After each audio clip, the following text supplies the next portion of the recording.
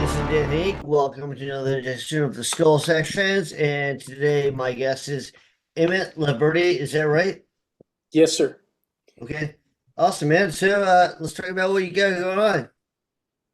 I have a new film coming out. It's called Without a Name, and it's a thriller, and it's about a cult that it's for kids. So A it, cult it for kids. oh yeah, yeah. There's no rules. There's no. You can pretty much do anything you want, and but it's not real fond of adults. Was it kind of like So Lord of the Flies? it's along those lines. Yeah, definitely. So Okay. yeah. So what's the premise of it? How does it start? We've got a guy who's a salesman or a businessman. He's taking his son fishing, and the son wants to go up to a lake high in the mountains, and so they drive into this very strange small town, and the uh, this father just takes off to go get some food, and while he's gone, the son gets lured into a car by some mysterious strangers that he has actually been talking to online. Um, and so, of course, when the man comes back from the food, getting the food, his son is gone, and he has to figure out what to do, where he is, how to get him back. Okay. And does it proceed off that, but you don't give me spoilers? Yeah, well, he the father does find where his kid is, and he shows up and is basically, it's almost like Star Wars. I'm your dad, and I'm here to rescue you. And the kid is like, not interested, and so the father is, and part of this is the father's fault because both he and his ex-wife have been alienating their son and kind of neglecting him and not paying a real attention to him. So the boy's pretty angry at his parents. Of course, what teenager isn't? But so so the father, it's not easy for him to just show up and say, "Okay, you're coming with me," because the kid is not. He's having a ball. He likes Oh, his new life and better. yeah, His new and family, also yeah. he's also there's a young girl involved that the boy is kind of interested in. So there's a little tug of war going on. How old was the kid? He's 12. Okay. Yeah. And what's the format? How are you putting this out? Oh, we're gonna be screening in film festivals, and then we're gonna be. I mean, I'd love to get a theatrical release, but we're definitely going to go to streaming after the film festival run. So Okay.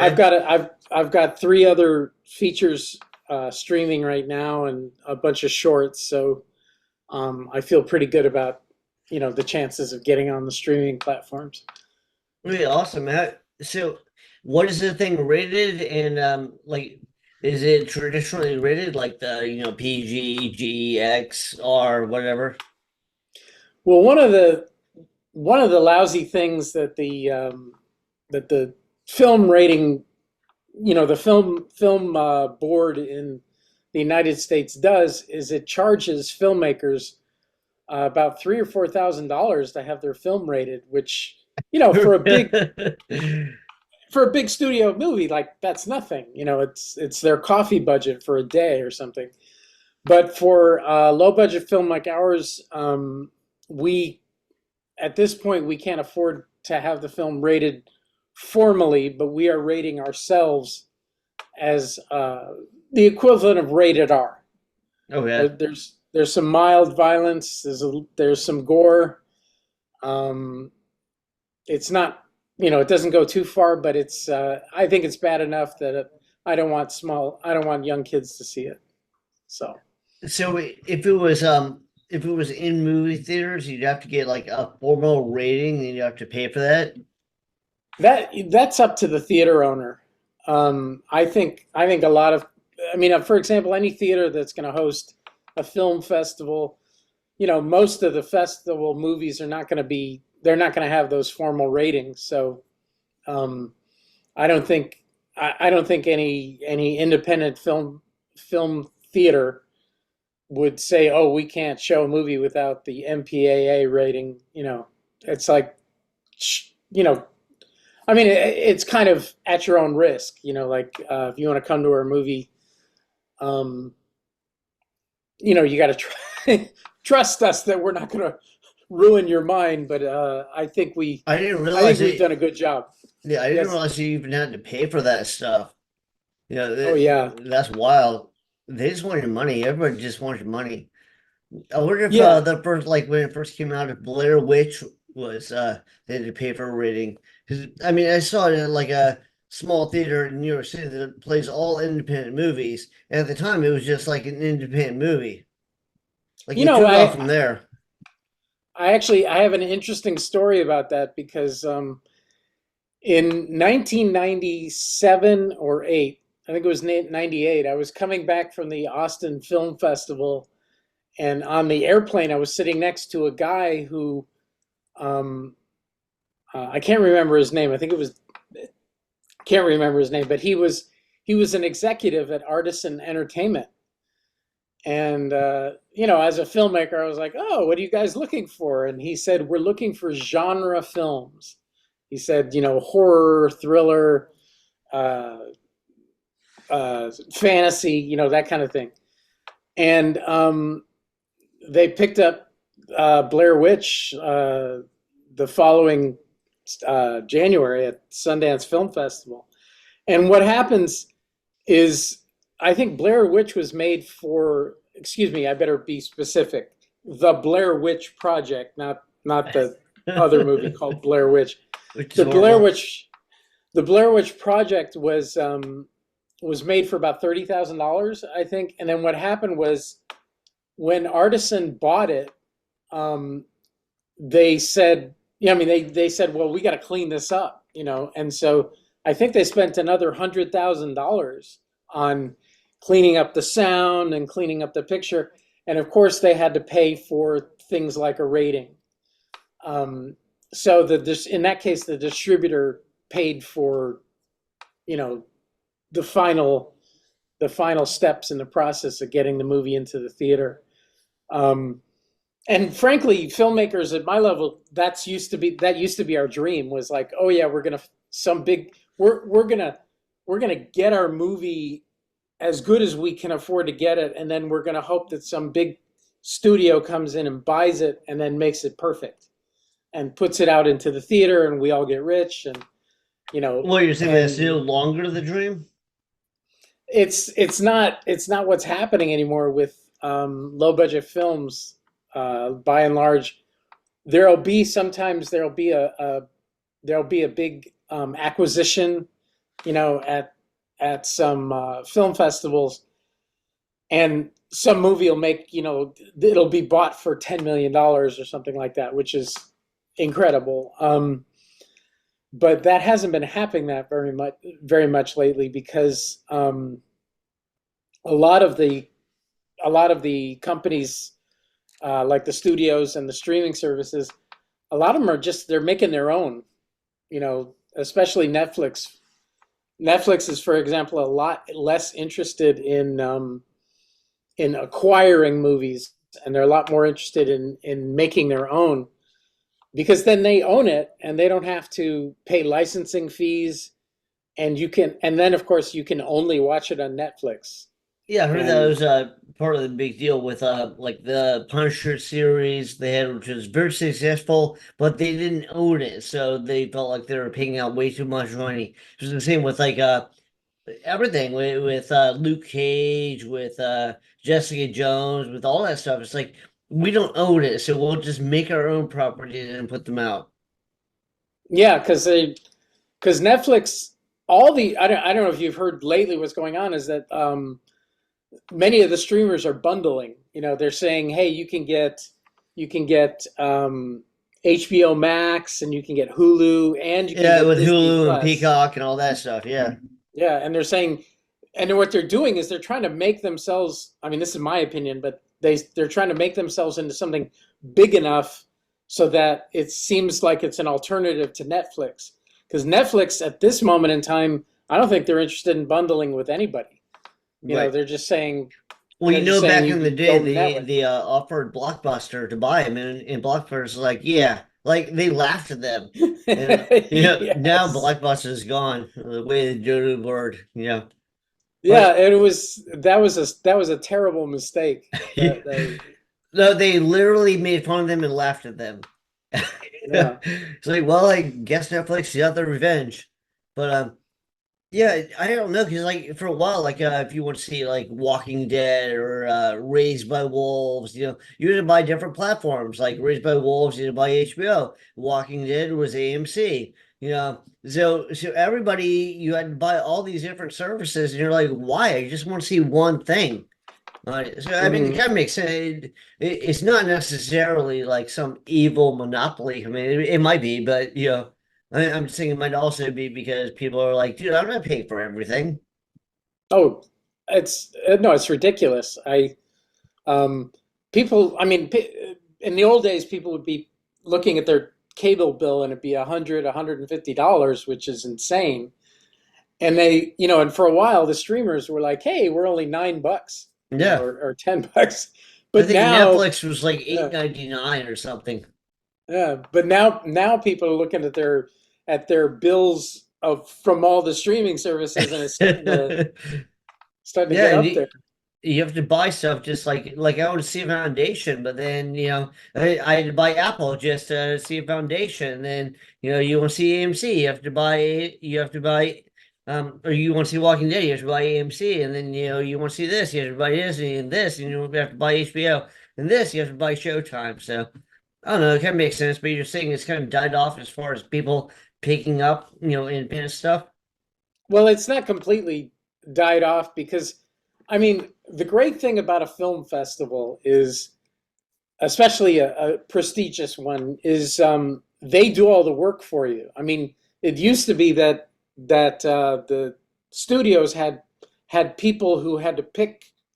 They had to acquire films. They had to choose them. They had to, you know, sift through a lot of garbage. And then when the film festivals started, coming to prominence, it was like, oh, somebody has already figured out which ones are good, and we're just going to send some guy to the festival to try to make a couple of deals for the best of the festival. So in other words, we don't have our people don't have to watch, 500 movies that were submitted to us. They can go to a film festival and get a list of, like, here are the 10 or 15 top movies at this festival. At And least then, you've been filtered a little bit by the time you make it into the festival. oh yeah, there's a lot of gatekeepers, and there are different tiers of festivals. And we're hoping we're hoping for, our movie Without a Name, we're hoping that it's going to, um we're, first of all, you when you make your festival run, the first festival appearance of your movie, that's the world premiere. That's the big deal. And a lot of prestigious film festivals, they won't show your movie unless they can be the first one. So, Okay. and you can only have one world premiere of your movie. So we have entered a number of festivals, and we're hoping to have a very good festival choose us so that we can make our world premiere there. And right now, we're just waiting to hear. We got it's now we're aiming at genre festivals. We're aiming at festivals where they specialize in thrillers and horror and, science fiction, fantasy. Um, so the list of festivals that we're looking at is a little different than a lot of movies. Like, we're not even entering Sundance, because it's not gonna Sundance is in January, and we're hoping to make our premiere this fall. Okay. So, if we had to wait till Sundance, it'd be, the worst thing would be to wait to find out if we got into Sundance, And not and getting then in, yeah. yeah, and then all these other good festivals have already passed. So Right. we just said we're going to aim for one that's that shows movies like ours. What do you do as far as like deciding who's going to be the actor? Because I know you're working on the budgets. It's not like you're probably not going to hire Brad Pitt for like the next movie you put out. But what do? Do you do auditions? Do you have like people refer to you? What do you do? Uh, I I actually went to college and studied theater, and I love actors. I love working with them. I actually enjoy acting, once in a while.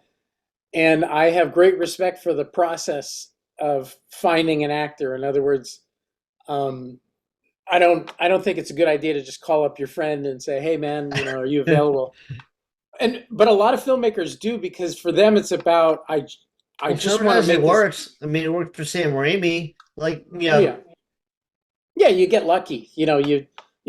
And here's the funny thing is that some of the actors I know personally, they really are fantastic, and I would be very lucky, and I have been very lucky to have them in my films. So though once I've worked with somebody, or I have seen them work, I'm not going to ask them to audition because I already know what they can do. When we filmed Without a Name, we actually went to Wisconsin, because we had some people there who we knew, and um, there were some opportunities available to save money and also have really beautiful scenery. Um, so we went to Wisconsin and we held auditions there, and we found we found some fantastic actors, and including a bunch of young people that have just knocked your socks off. And I was pretty confident, because people are like, "Whoa, Wisconsin, is that where you're going to find actors?"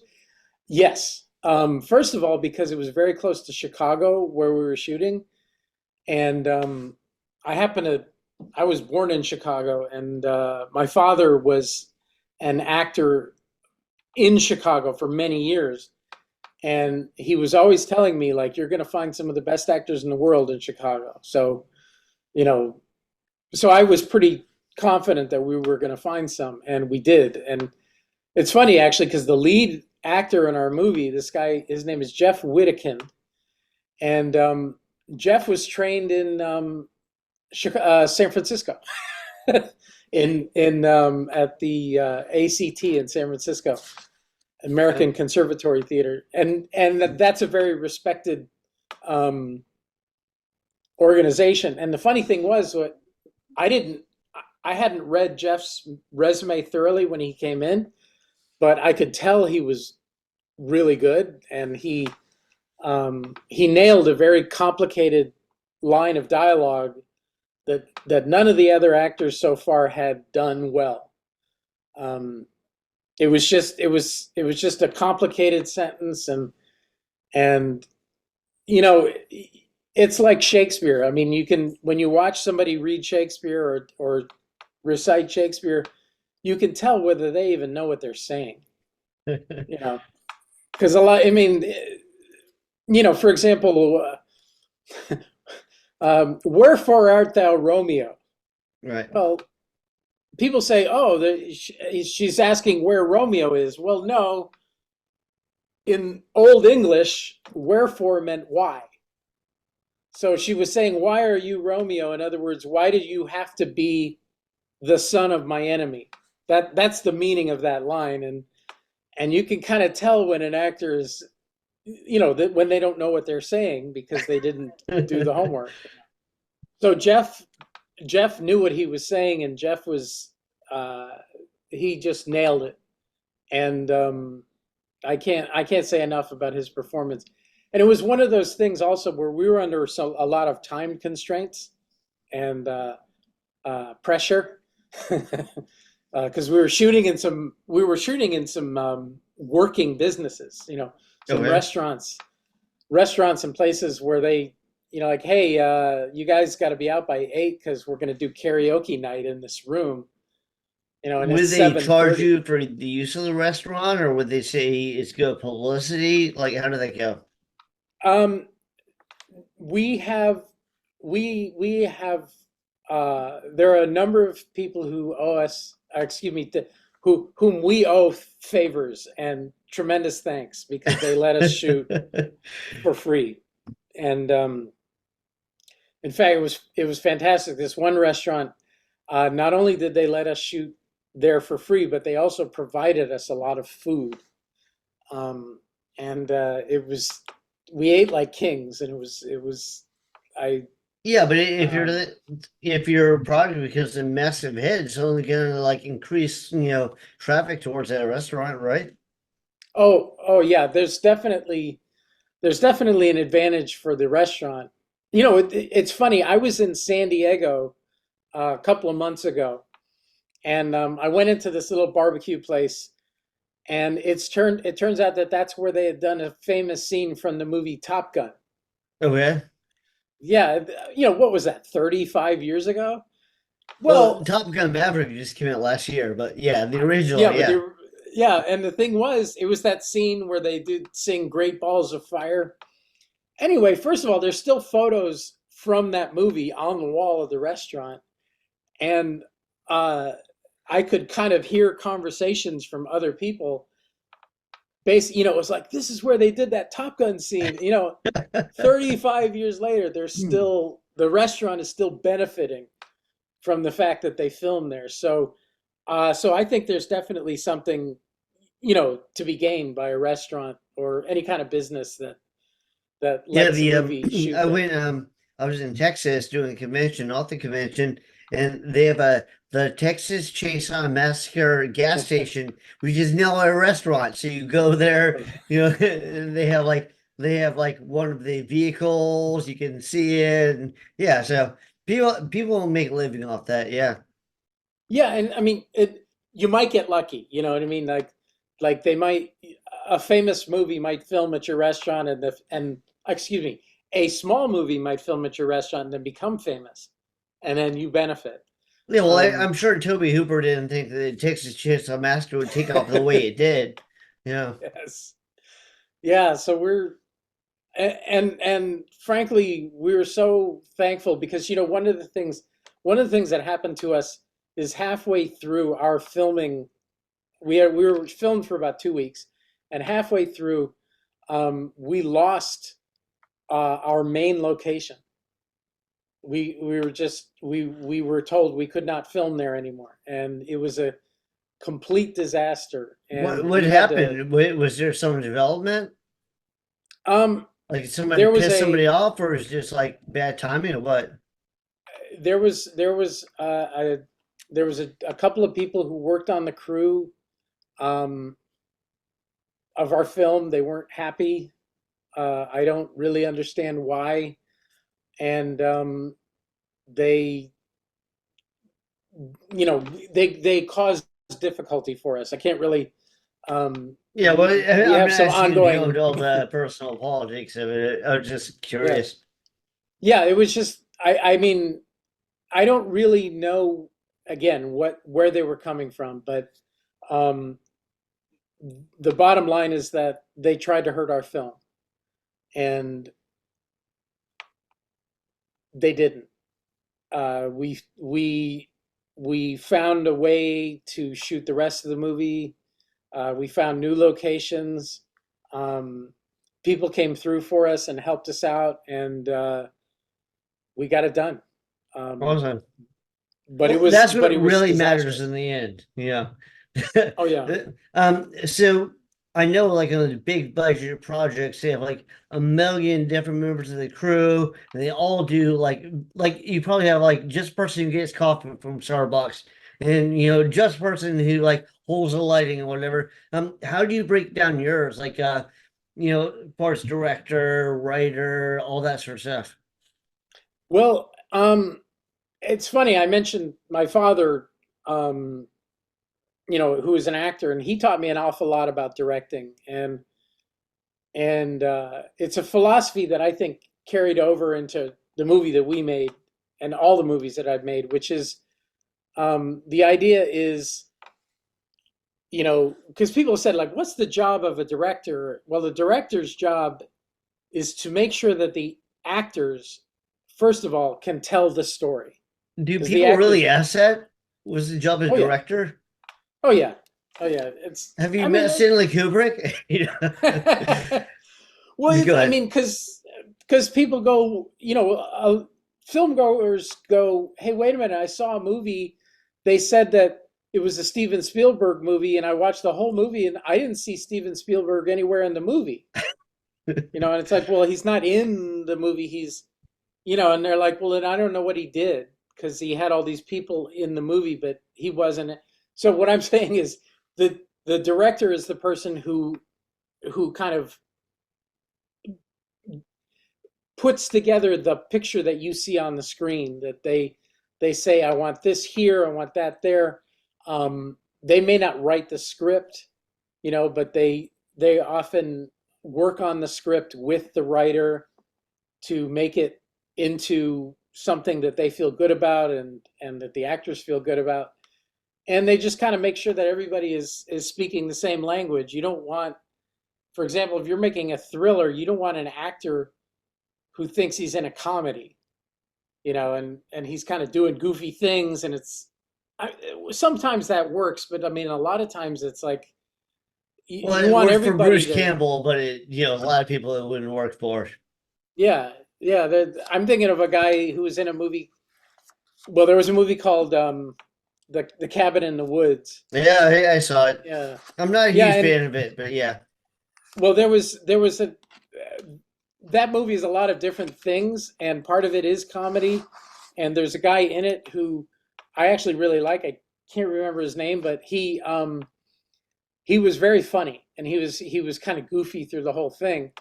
But because the movie was so strange and campy, his goofiness totally It didn't worked. really shine the way it should have. Yeah.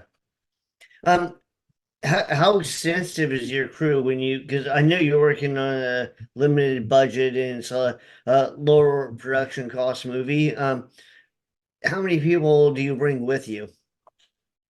I would say on our smallest day, our simplest day, we had two actors on the screen for most of the day, but in front of the camera, I should say, two actors in front of the camera, and then behind the camera, I think the most we had that day was five or six people.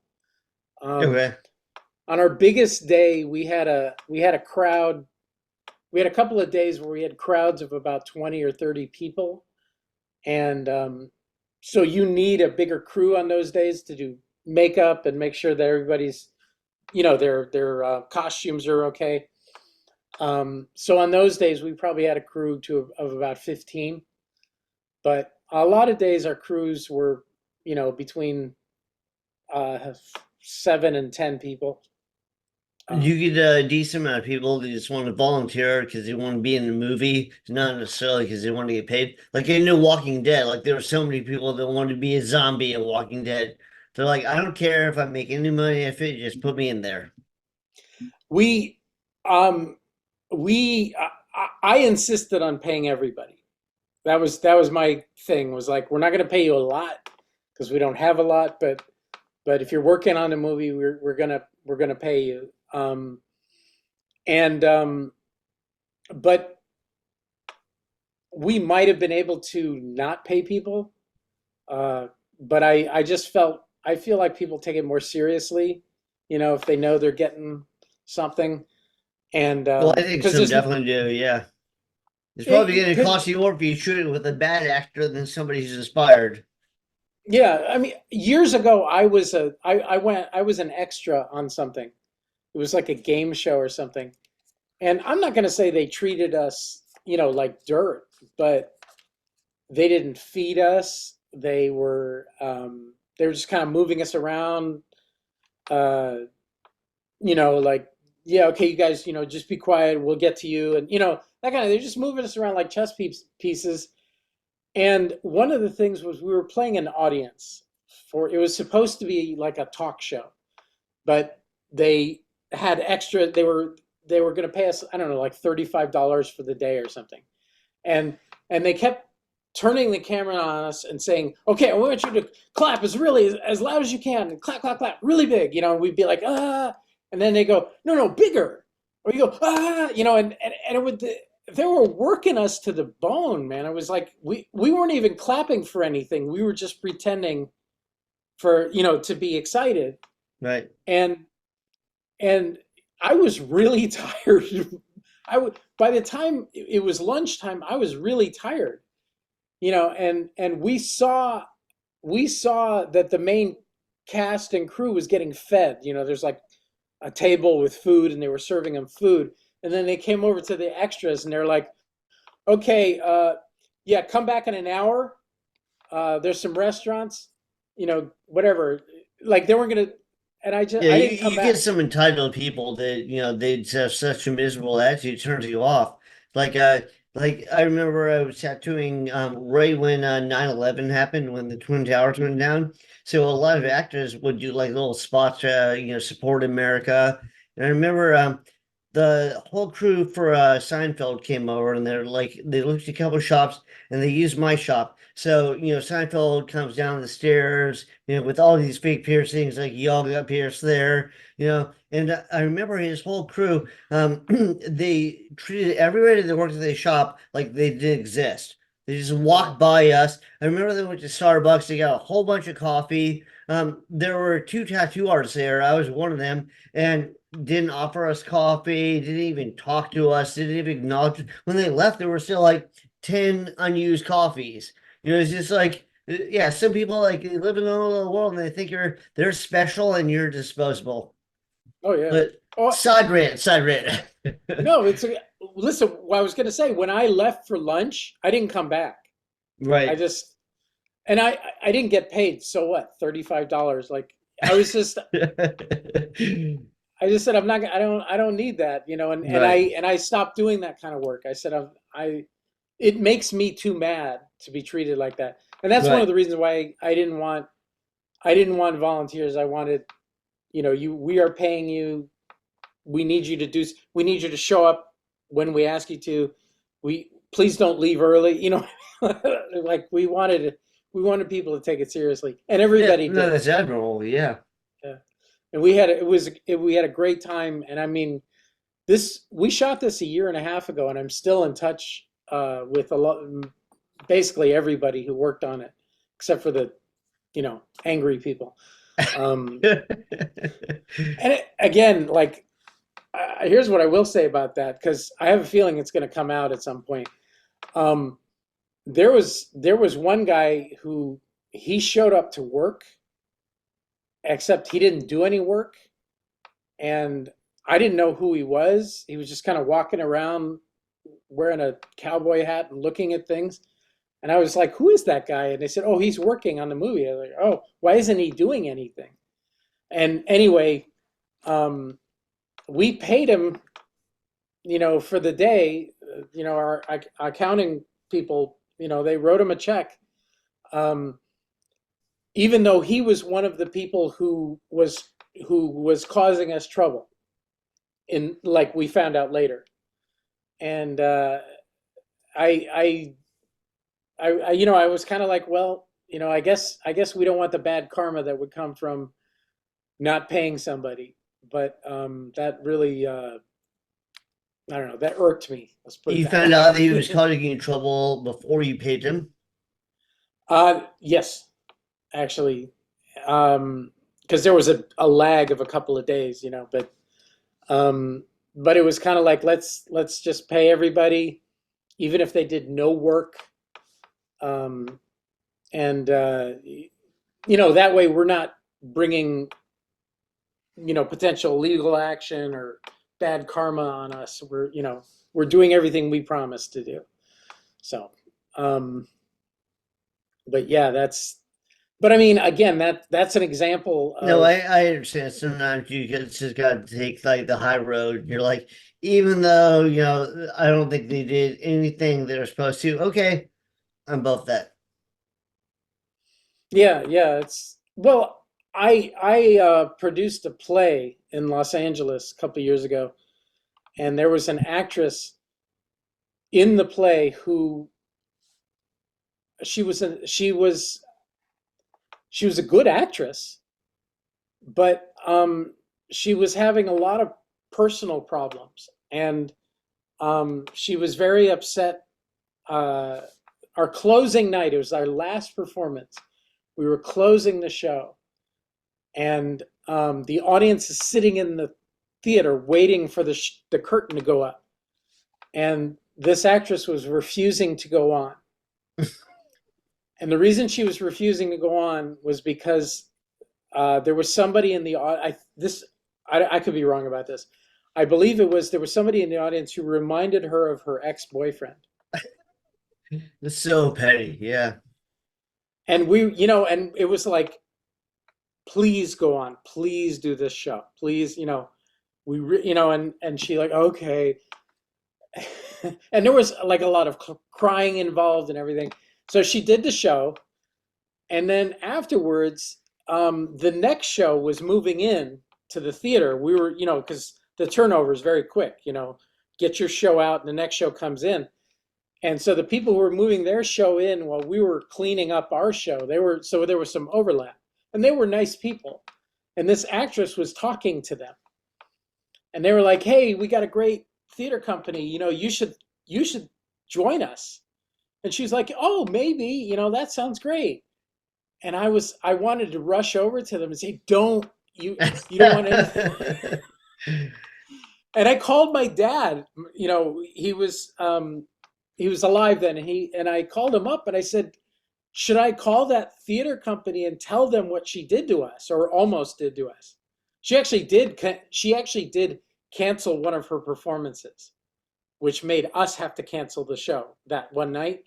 And I found out later, she said she was sick, and I found out later she wasn't. She was depressed about her boyfriend. Um, and I asked my dad, I was like, should I warn those people? And he said, I never forgot this. He said, no. He said, if she's going to fail or succeed, let her do that. Don't you try to, be a factor in that. And so I kind of carried that over with the new project. It was like, all right, so these guys caused us trouble, but I'm not going to try to, I'm just going to let them, have their karma, whatever that may be, and hope for the best for Yeah, us. take the high ground. Yeah. All right, man. Well, I appreciate this. You have anything else you want to point out that you're working on, and you want to tell Yeah, people how to get a hold of you? yeah. Well, first of all, my name is Emmett Loverde. I guess it's on your screen there. And you can find me on the socials, Facebook, Instagram. I've got a YouTube channel. I have, What's the YouTube channel called? Is it like just your name? yeah, it's my name. Yeah. Okay, do And you have a website? yeah, EmmettLaverde.com. Okay. Because Yeah, I yeah, think you I'm the just said only, that. I think I'm the only Emmett Loverde in the world. And I've got 4 movies running on Tubi right now. Okay. So they're all comedies. I've made a lot of comedies. This is my first thriller, this Without a Name. So check out my movies on Tubi. They're all under my name, so you can find them. And then I've got Without a Name coming out this fall, and then we're also working on another feature, which hopefully will be done by the end of this year. It's called The Maginot Line, and it's a comedy. Okay. So very excited about that one. Yeah, busy like crazy busy, but really, really having a ball right now.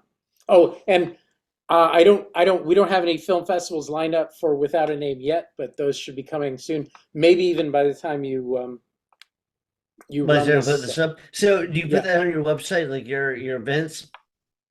I try to. I'm very good about keeping everything up to date on Facebook. Okay. And also, let me give you the website for the movie. It is withoutunamedmovie.com.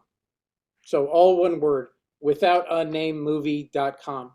Okay. And that'll take you right to our Facebook page. And the Facebook page has the trailers. It has photos from the movie, information.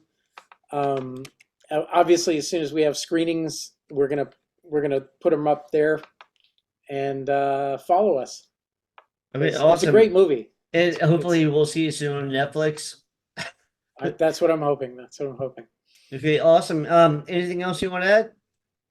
Um, I'm a playwright, and my plays have been there have been over 250 different productions of my plays, meaning 250 times that people said we're gonna put this play on in our theater, and I'm very proud of that. And um, check out check out my plays. You can get them on.